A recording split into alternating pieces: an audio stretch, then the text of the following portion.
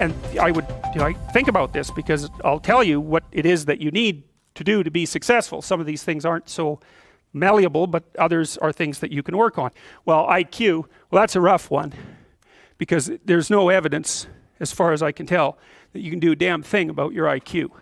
I was just reading a paper by Dan Simon today.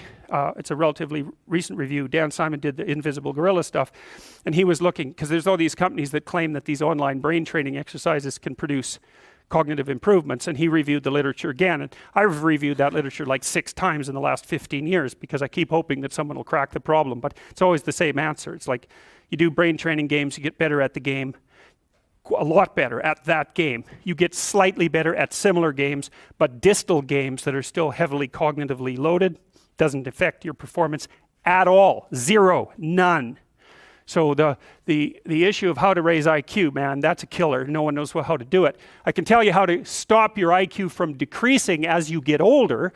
That's not so bad, because it does that. Fluid IQ decreases from the time you're 20 and pretty rapidly.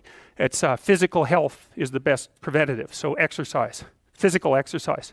Weirdly enough, you think, well, why? Well, your brain uses oxygen like mad, right? And it needs to be kept clean and well oxygenated. And physical exercise, both like weightlifting, so anaerobic and aerobic exercise both seem to be very, very effective at staving off cognitive declines across the lifespan. So that's a really useful thing to know, because that's the only thing we know that does that.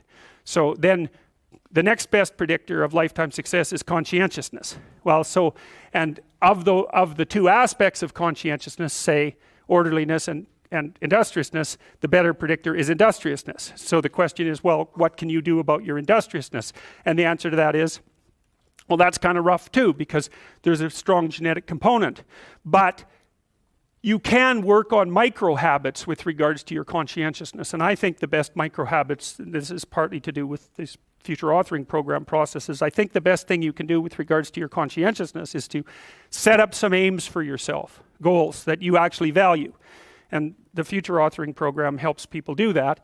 And basically, it does a situational analysis it helps you do a situational analysis of your life more than a psychological analysis, I would say. And so the questions are something like, well, all right, you're going to have to put some effort into your life. And you need to be motivated to do that. And so what are the potential sources of motivation? Well, you could think about them in the big 5 manner. If you're extroverted, you want friends. If you're agreeable, you want an intimate relationship. If you're disagreeable, you want to win competitions. If you're open, you want to engage in creative activity. If you're high in neuroticism, you want security. Okay, so those are all sources of potential motivation that you could draw on, that you could tailor to your own, your own personality. But then there are dimensions that you want to consider your life across. And so we ask people about, well, if you could have your life the way you wanted it in 3 to 5 years, if you were taking care of yourself properly, what would you want from your friendships? What would you want from your intimate relationship? How would you like to structure your family? What do you want for your career? Well, how are you going to use your time outside of your job? And how are you going to regulate your mental and physical health, and maybe also your drug and alcohol use? Because that's a good place to auger down, because alcoholism, for example, wipes out 5 to 10% of people. So you want to keep that under control.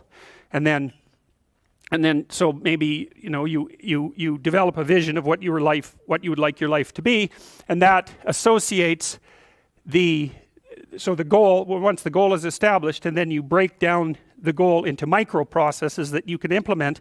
The micro processes become rewarding in proportion, in relation to their causal association with the goal, and that tangles in your incentive reward system. We talked about the dopaminergic incentive reward system, and that's the thing that keeps you moving forward. And the way it works is that it works better if it produces positive emotion when it can see you moving towards a valued goal. Okay, well, what's the implication of that?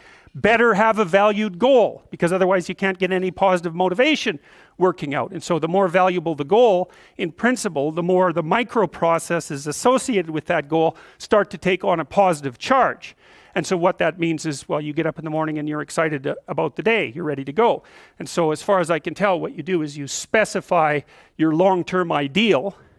Maybe you also specify a place you want to stay the hell away from, so that you're terrified to fail as well as excited about succeeding, because that's also useful. You specify your goal. You do that in some sense as a unique individual. You want to specify goals that make you say, oh, if that could happen as a consequence of my efforts, it would clearly be worthwhile. Because the question always is, why do something? Because doing nothing is easy. You just sit there and you don't do anything. That's real easy. The question is, why would you ever do anything? And the answer to that has to be because you've determined by some means that it's worthwhile. And then the next question might be, well, where should you look for worthwhile things? And one would be, well, you could consult your own temperament. And the other would be, well, you kind of look at what it is that people accrue that's valuable across the lifespan. So you do a structural analysis of the subcomponents of human existence, and I already did that. You need a family, you need friends. Like, you don't need to have all these things, but you better have most of them. Family, friends, career, educational goals, plans for, time outside of work, attention to your mental and physical health, etc. That's what life is about. And if you don't have any of those things, well, then all you've got left is misery and suffering. So that's a bad deal for you. So once you set up that goal structure, let's say, and that's really in many ways that's what you should be doing at university. That's exactly what you should be doing, is trying to figure out who it is that you're trying to be, right? And you aim at that, and then you use everything you learn as a means of building that person that you want to be. And I really mean want to be. I don't mean should be, even those things are going to overlap. And it's important to distinguish between those, because that's partly, and this is back down to the micro-routine analysis. So if I was saying, well, you're going to try to make yourself more industrious. Okay, number one, specify your damn goals, because how are you going to hit something if you don't know what it is? That isn't going to happen. And often people won't specify their goals too, because they don't like to specify conditions for failure. So if you keep yourself all vague and foggy, which is real easy, because that's just a matter of not doing as well, then you don't know when you fail. And people might say, well, I really don't want to know when I fail because that's painful. So I'll keep myself blind about when I fail. That's fine, except you'll fail all the time then. You just won't know it until you've failed so badly that you're done. And that can easily happen by the time you're 40. So I would recommend that you don't let that happen. So that's willful blindness, right? You could have known, but you chose not to. Okay, so once you get your goal structure set up, you think, okay, if I could have this life, it looks like that might be worth living, despite the fact that it's going to be, anxiety provoking and threatening, and there's going to be some suffering and loss involved in all of that. Obviously, the goal is to have a vision for your life such that, all things considered, that justifies your effort. Okay, so then what do? Well, then you turn down to the micro routines. It's like, okay, well, this is what I'm aiming for. How does that instantiate itself day to day, week to week, month to month?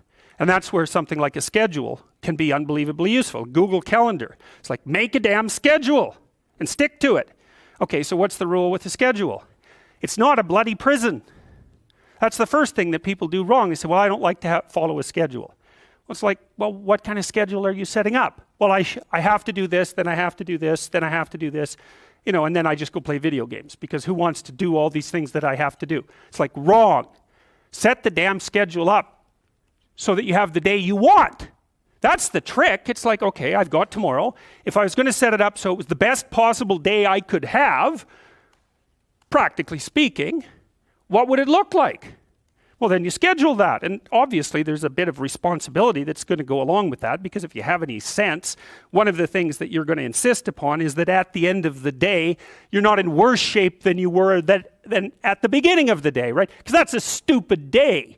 If you have a bunch of those in a row, you just dig yourself a hole and then you bury yourself in it. It's like, sorry, that's just not a good strategy. It's a bad strategy. So maybe 20% of your day has to be responsibility and obligation, or maybe it's more than that, depending on how far behind you are. But even that, you can ask yourself, okay, well, I've got these responsibilities. I have to schedule the damn things in. What's the right ratio of responsibility to reward? And you can ask yourself that, just like you'd negotiate with someone who is working for you. It's like, okay, you got to work tomorrow. Okay, so I want you to work tomorrow. And you might say, okay, well, what are you going to do for me that makes it likely that I'll work for you? Well, you could ask yourself that, you know. So maybe you do an hour of responsibility and then you play a video game for 15 minutes. I don't know, whatever turns your crank, man. But, you know, you have to negotiate with yourself and not tyrannize yourself. Like you're negotiating with someone that you care for, that you would like to be productive and have a good life. And that's how you make the schedule. It's like, and then you look at the day and you think, well, if I had that day, that'd be good. Great. You know, and you're useless and horrible, so you'll probably only hit it with about 70% accuracy, but that beats the hell out of 0, right? And if you hit it even with 50% accuracy, another rule is, well, aim for 51% the next week, or 50.5% for God's sake, or because you're going to hit that position where things start to loop back positively and spiral you upward. And so that's one way that you can work on your conscientiousness, is plan a life you'd like to have. And you do that partly by referring to social norms. That's more or less rescuing your father from the belly of the whale. But the other way you do that is by having a little conversation with yourself about, as if you don't really know who you are, because you know what you're like. You won't do what you're told. You won't do what you tell yourself to do. You must have noticed that. It's like you're a bad employee and a worse boss. And both of those work, you know, for you. You don't know what you want to do, and then when you tell yourself what to do, you don't do it anyways. You should fire yourself and find someone else to be. But